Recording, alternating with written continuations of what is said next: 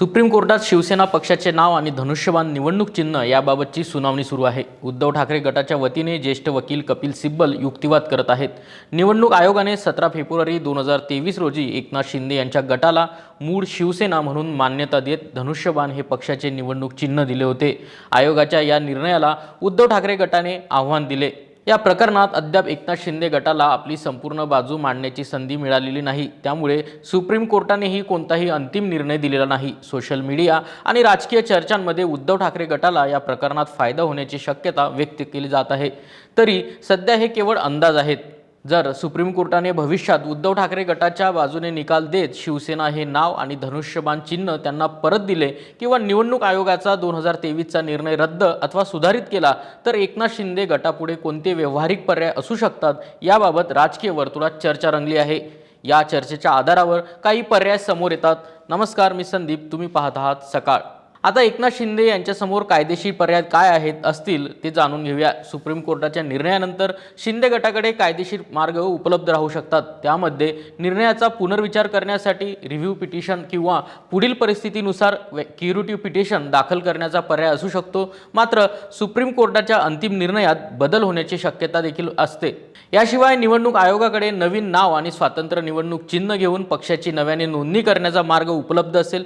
शिंदे गटाने यापूर्वी बाळासाहेबांची शिवसेना किंवा तत्सम नावाचा वापर केला होता, त्यामुळे शिवसेना नाव आणि धनुष्यबाण चिन्ह उपलब्ध नसल्यास स्वतंत्र पक्षाच्या रूपात पुढे जाणे हा एक कायदेशीर पर्याय ठरू शकतो। शिंदेंच्या आमदार खासदारांवर काय परिणाम होईल ते देखील जाणून घेऊया। भविष्यात पक्षाचे चिन्ह बदलले तरी मागील निवडणुकीत विजयी झालेल्या आमदारांना केवळ चिन्ह गमावल्यामुळे आपोआप अपात्र ठरवले जाणार नाही। मात्र पुढील निवडणुका लढवताना त्यांना नव्या पक्षाच्या नाव आणि चिन्हाचा वापर करावा लागेल। 10व्या अनुसूची अंतर्गत सुरू असलेली आमदारांच्या अपात्रतेची प्रकरणे हा स्वतंत्र विषय आहे, त्यामुळे पक्षाचे नाव किंवा चिन्ह याबाबतचा निर्णय अपात्रतेची प्रकरणे वेगवेगळी राहू शकतात। राजकीय पातळीवर कोणते पर्याय असतील? एकनाथ शिंदे गट सध्या महायुतीचा भाग आहे। या आघाडीत भाजप, शिंदे यांची शिवसेना आणि अजित पवार यांची राष्ट्रवादी काँग्रेस यांचा समावेश आहे। शिंदे महाराष्ट्र सरकारमध्ये उपमुख्यमंत्री आहेत, त्यामुळे पक्षाचे नाव आणि चिन्ह गमावल्यास त्यांच्या पुढील राजकीय पर्याय प्रामुख्याने महायुतीच्या चौकटीभोवती राहतील। यातील सर्वाधिक चर्चेत असलेला पर्याय म्हणजे भाजपमध्ये विलीनीकरण। राजकीय निरीक्षक तसेच उद्धव ठाकरे गटाच्या काही वकिलांकडूनही यापूर्वी या शक्यतेचा उल्लेख करण्यात आला होता। पूर्ण विलीनीकरण झाल्यास शिंदे आणि त्यांच्या समर्थक नेत्यांना मंत्रिपदे, पक्ष संघटनेतील जबाबदाऱ्या तसेच भविष्यातील निवडणुकांमध्ये उमेदवारी मिळण्याचा मार्ग उपलब्ध होऊ शकतो। मात्र शिंदे गटातील प्रत्येक आमदार किंवा नेत्याला भाजपमध्ये समान राजकीय जागा मिळेलच असे निश्चित नाही। दुसरा पर्याय म्हणजे स्वतंत्र नवीन पक्ष स्थापन करून महायुतीसोबतची युती कायम ठेवणे। नवीन नाव आणि नवीन चिन्ह घेऊन पक्षाची स्वतंत्र ओळख कायम ठेवता येऊ शकते। शिवसेना हे नाव गमावले तरी सत्ता आणि राजकीय प्रभाव टिकवण्यासाठी हा मार्ग वापरता येऊ शकतो। शिंदे यांनी यापूर्वी बाळासाहेबांची विचारधारा या आधारावर स्वतंत्र राजकीय ओळख निर्माण करण्याचा प्रयत्न केला होता। याशिवाय शिंदे गटातील काही नेते किंवा कार्यकर्ते उद्धव ठाकरे गटाकडे परत जाण्याची शक्यताही चर्चेत आहे। दुसरीकडे बहुसंख्य नेते आणि कार्यकर्ते शिंदे यांच्यासोबत राहून नवीन पक्ष मजबूत करण्याचा प्रयत्न करू शकतात। 2024च्या निवडणुकीत तसेच स्थानिक पातळीवर विशेषतः ग्रामीण भागात शिंदे गटाला मिळालेला पाठिंबा त्यांच्या स्वतंत्र राजकीय ओळखीचा आधार ठरू शकतो। पण भविष्यातील निवडणुकांचे आव्हान शिंदेंसमोर असेल। धनुष्यबाण चिन्ह गमावल्यामुळे तात्काळ महाराष्ट्र सरकार कोसळण्याची कसलीही शक्यता नाही आहे, कारण भाजप, शिंदे गट आणि अजित पवार गटाकडे सत्तेसाठी आवश्यक संख्याबळ आहे।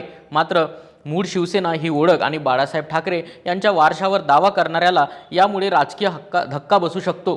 कार्यकर्ते आणि मतदारांच्या पातळीवरही परिणाम होऊ शकतो। मुंबई आणि शहरी भागात उद्धव ठाकरे गटाचा प्रभाव अधिक असल्याचे दिसते, विशेषतः BMC सारख्या निवडणुकांच्या संदर्भात।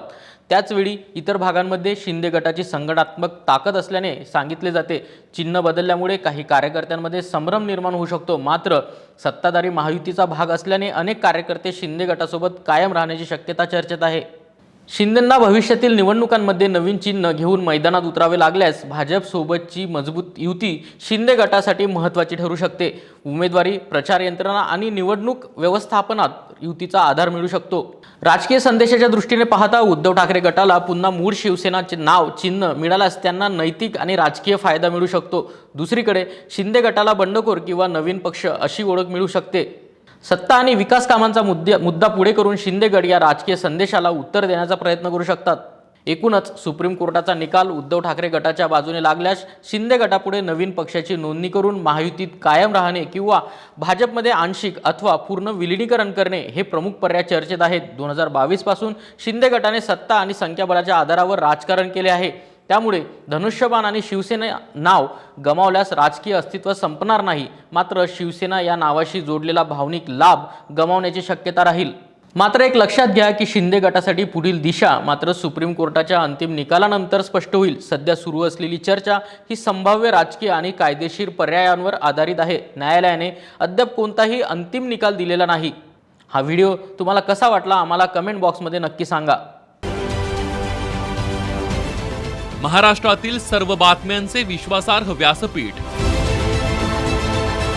सकाळच्या सर्व सोशल मीडिया प्लॅटफॉर्मला लाईक, फॉलो आणि सबस्क्राईब करा.